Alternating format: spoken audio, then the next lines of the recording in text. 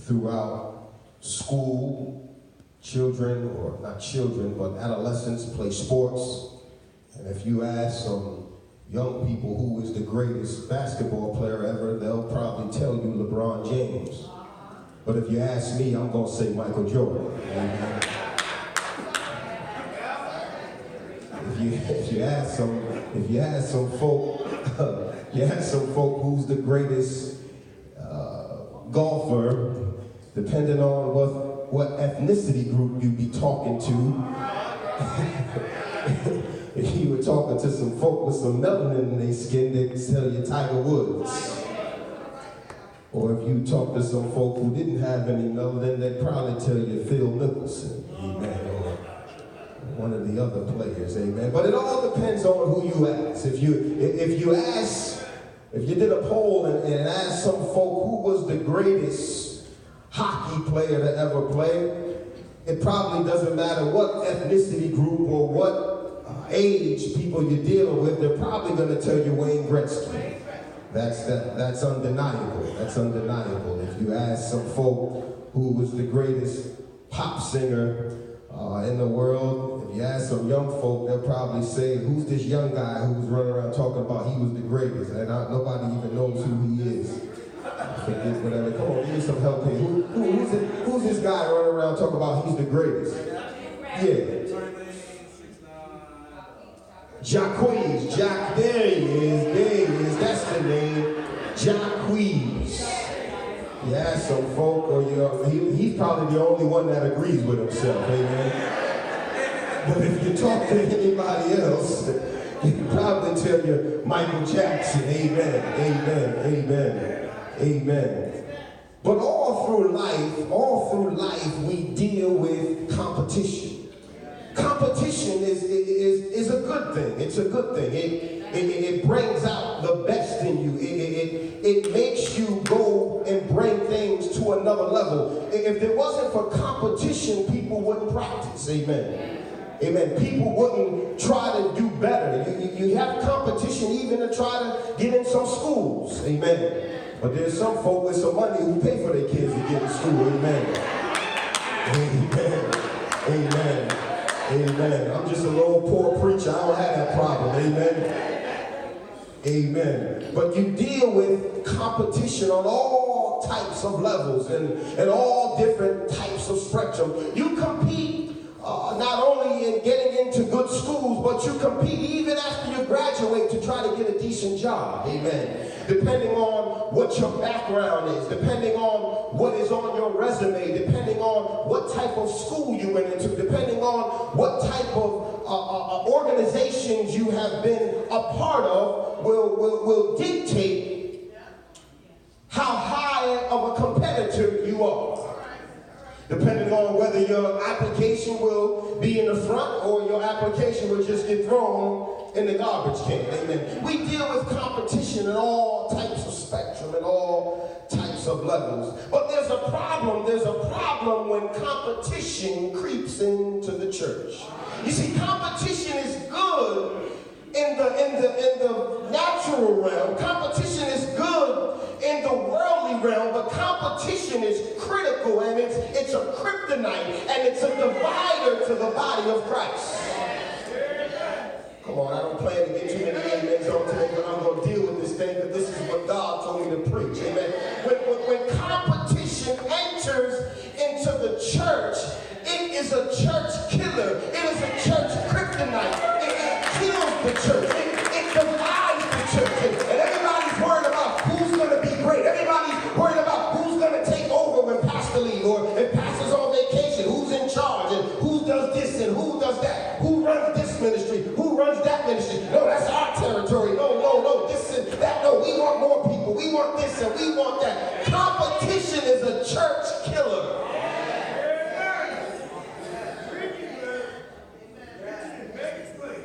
And so here in the text in Matthew chapter 18, Jesus is talking with the disciples.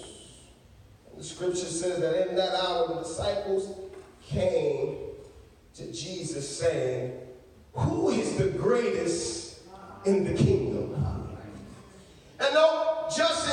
chapter 17, the disciples had a little issue because Jesus made a decision to take three of the disciples, three of his inner circle, Peter, James, and John, up to the mountain, and he was transfigured before them.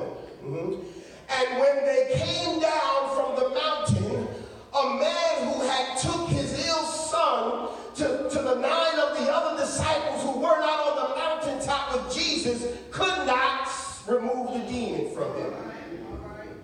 And the man goes to Jesus and says, listen, I went to your disciples, the ones that you gave power to heal, to deliver, to cast out demons, and to do all these miraculous things that we know that you can do, and you transferred the power to them, but they were unable to do it. And so instead of them worrying about how they can get this power, why can't they do the job that they were commissioned to do? Instead, they were worried about who is the greatest in the kingdom.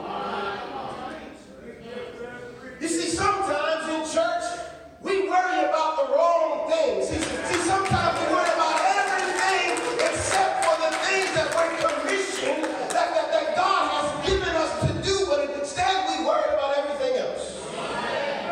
We worried about petty stuff. We worried about so-and-so, and we worried about this, and we're worried about that, but we're not worried about the things that God cares about. We're worried about the stuff that we care about.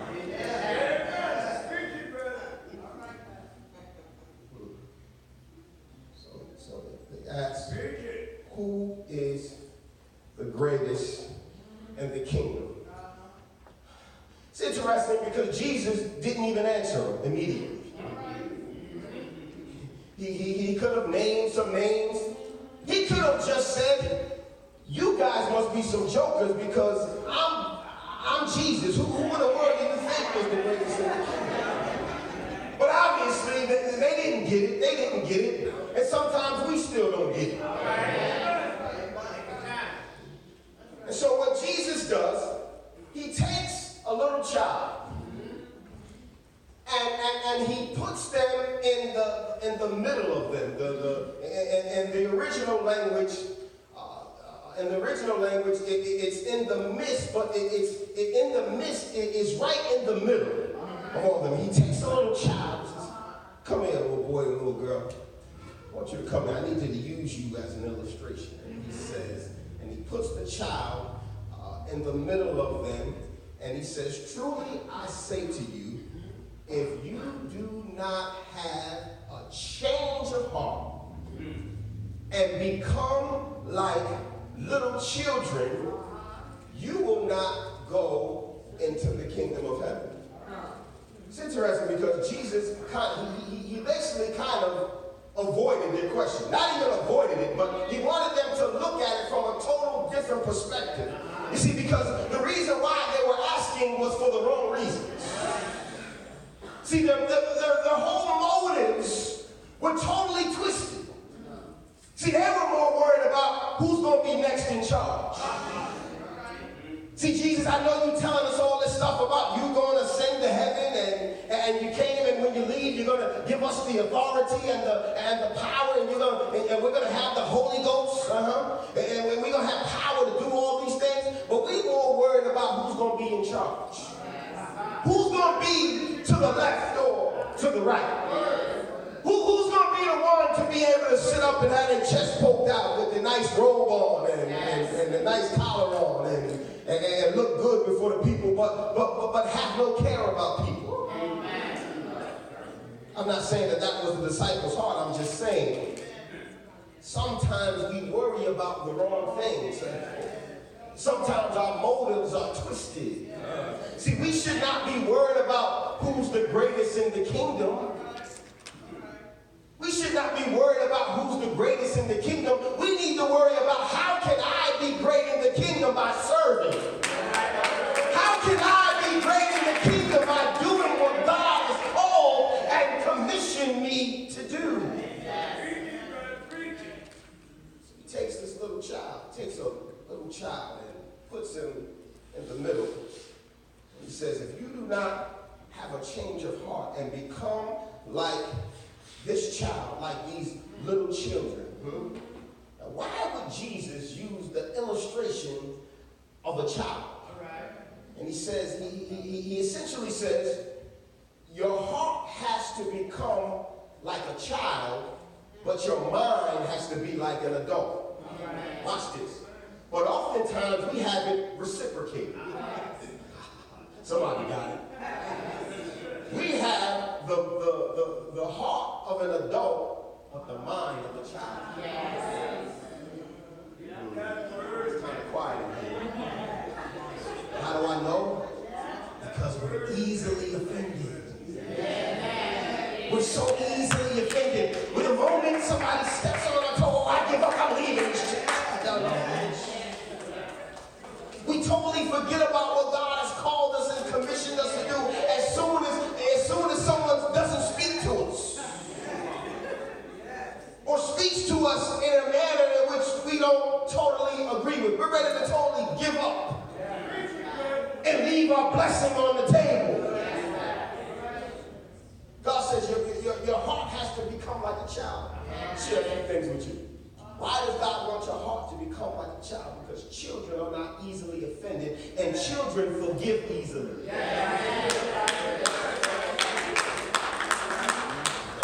If I tell my granddaughter no, slap a little hand, she might be mad for 10 minutes, but 10 minutes later, she'll be right back. Let me tell one of y'all did something wrong. Y'all go home, get on the phone. Yeah, you know, Pastor told me.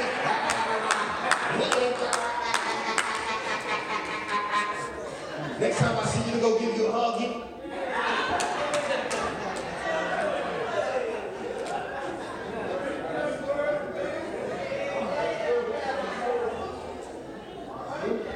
Children don't harbor stuff. They don't hold on to grudges. They're not holding on to stuff for years. But when something is over, they let it go. And they go back in the playground and they're friends with you again.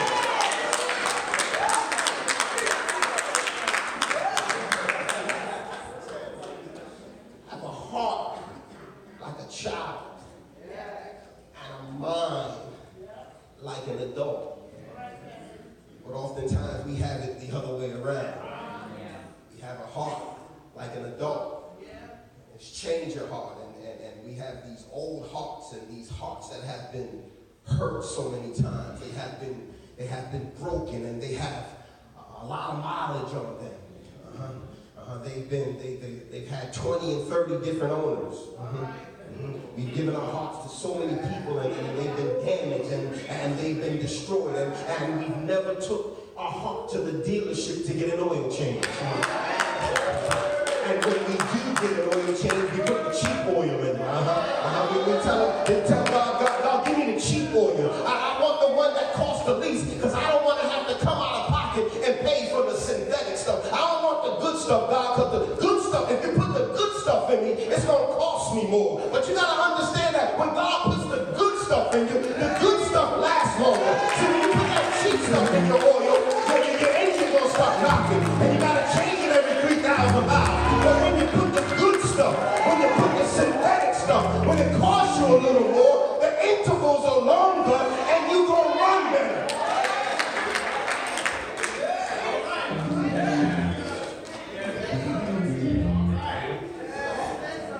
God says when you come to him and you get that heart change, that oil change, it's going to cost you a little more. He's going to have you deal with some hard-headed folk. He's going to have you deal with some wayward children. See, oftentimes we want the easy way out. We want the cheap oil change. We want the cheap stuff because it's easy.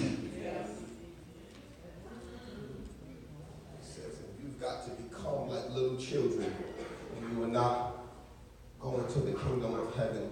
And he says, whoever then will make himself as low as this little child, the same is the greatest. Now this low means humility. What Christ is saying, if you want to be great, if you want to be high, you got to be low. See, everything in the kingdom is reciprocated to everything that's in the world.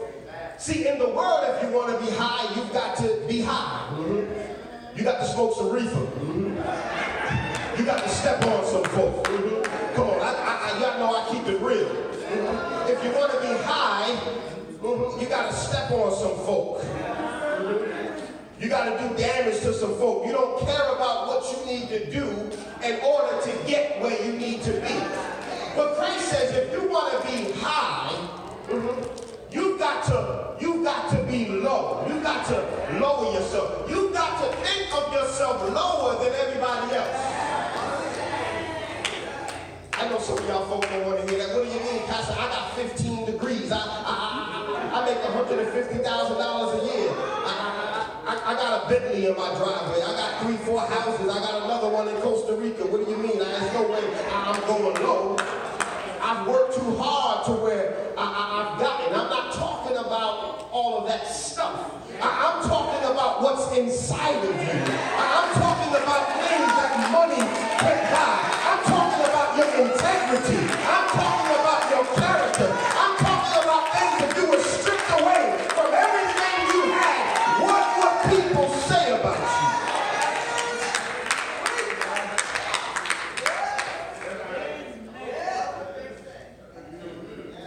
If you want to be great, y'all want to know how to be great? Now, to be great in the world, all you need is money. To be great in the world, all you need is a good job. To be great in the world, all you need is for people to respect your name and put your name in lights. They don't care what you've done to people. They don't care how you got there.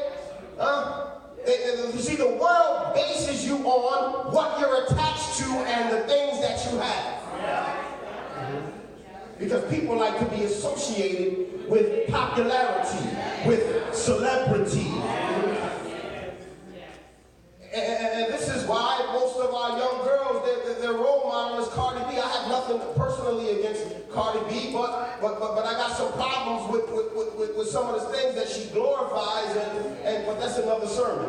I'm not here to condemn anybody, but it's a problem when our young girls, this is who their role model is. That's a problem. That's a problem because our world glorifies these things. They glorify things that are not of God. And I'm not here to condemn anybody. I've done enough of my own dirt. But I will not say that what I've done, I'm going to glorify it. But I know God is still working. I know that God is still in the miracle business. I know God is still in the healing business.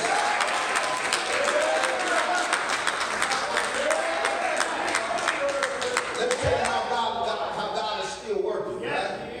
As I'm sitting in here in worship, a young man walked in the sanctuary, and we were from rival turfs growing up. Amen?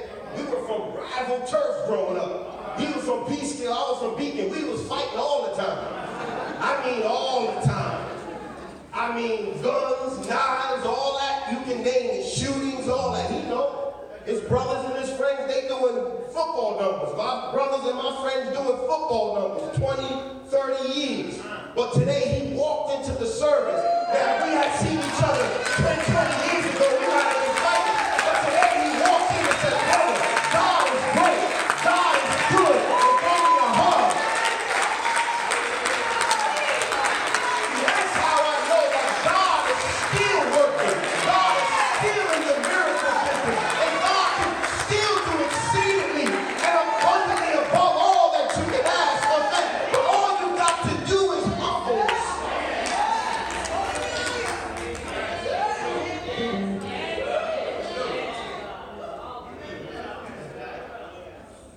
I don't hang out. There were some people that I used to hang out with. There were some bad people. They're my brothers and I love them. But God had something for me. God had something for me. Because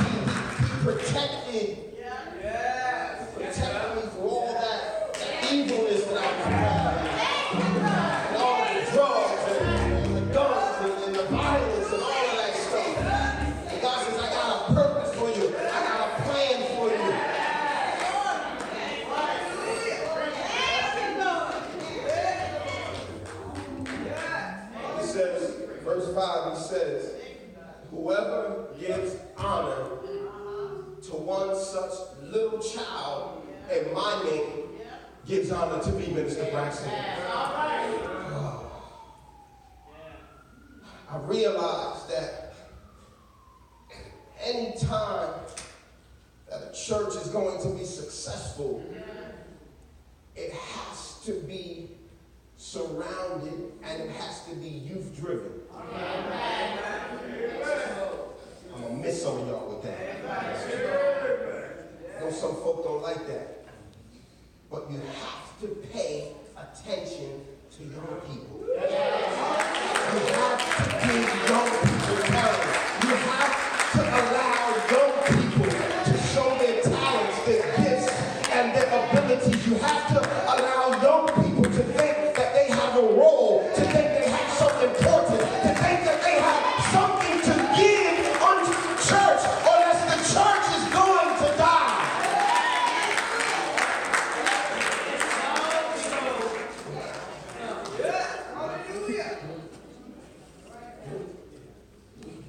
If Jesus was here right now, little Zion was sitting on the front, because I know some of y'all wanted to get off the front. I know how church folk are. It's all right. I still love y'all.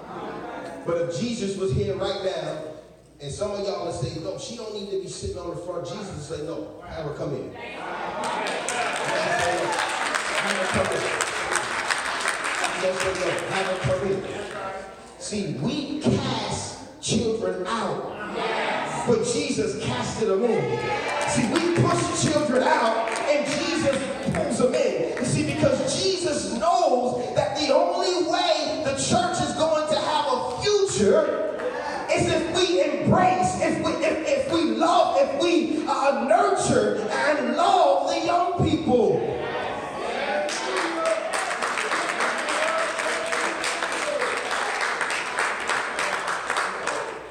I know this is holy ground. I know this is holy ground. Huh? This sanctuary is holy. And if we just based it on that, then none of us could even walk in the sanctuary.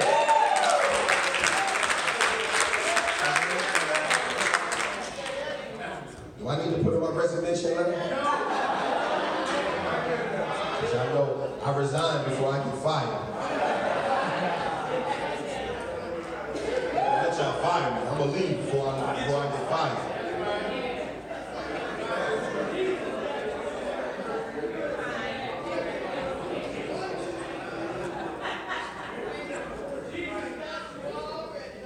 See, I'm not going to preach you happy. I'm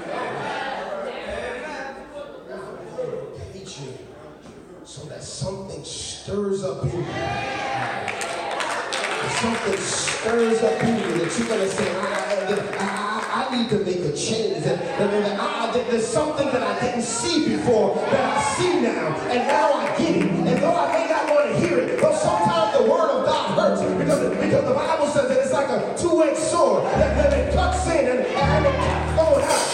But sometimes we need to hear a correcting word so that we can open up our third mind and see something we weren't able to see before. And that is the only way that the church is going to go to another level. It is the only way that the church is going to go where God wants it to go.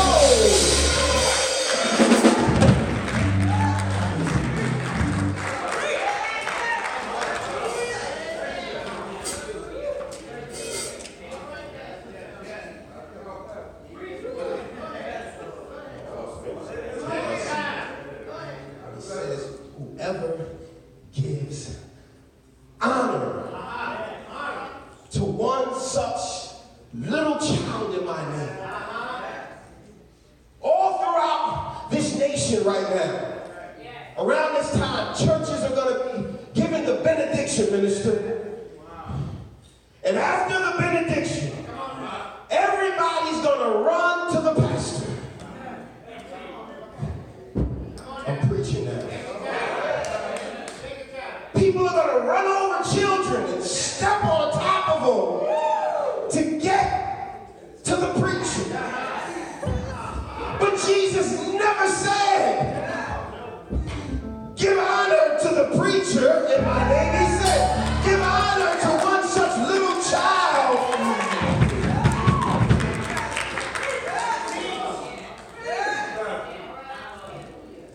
See, I don't need to lift myself up. I know my role. I told the preachers today, listen, we sitting in the congregation today. And if I wasn't preaching today, I'll be sitting in the congregation.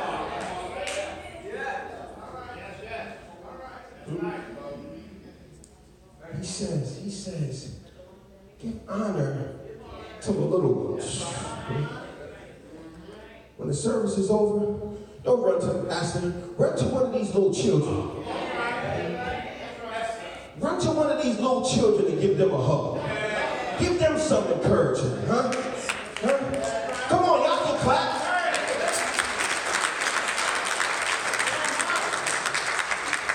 You never know what some of these young people could be going through. What they may be going through at home or in school or whatever the situation is. If you want to give honor to God, honor these little ones, he says. Honor these little ones. Now, I'm not saying go get on the phone and talk about your pastor. I'm not saying that. Honor these children. And on the last verse, and I'm going to take my seat. It says, but whoever is a cause of trouble to one of these little ones who have faith in me, it would be better for him to have a great stone fixed to his neck and come to his end in the deep sea. This is why we got to be very careful about how we handle young people. And not even how we deal with them directly, but what we do from what they see us doing. How they see us interact with one another. How we on the phone and they in the other room listening. When you dogging out sister so-and-so. I'm preaching now.